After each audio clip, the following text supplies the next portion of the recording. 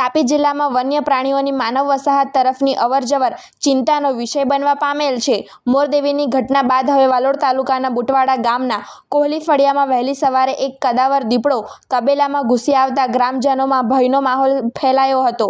One વિભાગ અને RCSSGની ટીમે સમય સૂચકતા વાપરી દીપડાને પાંજરે પૂર્યો છે. આજે વહેલી સવારે આશરે 5 વાગ્યે બુટવાડાના કોહલી ફળિયામાં રહેતા વિજયભાઈ બચુભાઈ આહિરના ઘરની પાછળ આવેલ ગાય ભેંસના તબેલામાં દીપડો ત્રાટક્યો હતો. તબેલામાં પશુઓના અવાજ અને દીપડાની હાજરીથી શ્રમિકો જાગી ગયા હતા. દીપડો બહાર ભાગવાનો પ્રયાસ કરી રહ્યો હતો.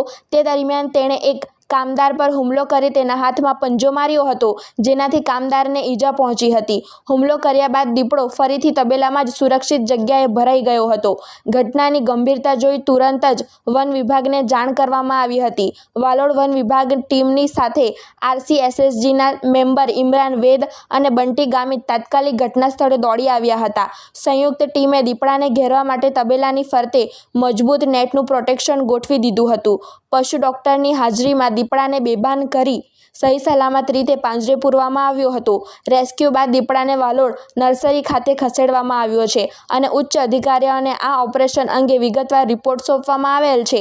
આ સફળ ઓપરેશન બાદ વાલોડ રેન્જ ફોરેસ્ટ ઓફિસર દ્વારા જનતાજોગ અપીલ કરવામાં આવી છે.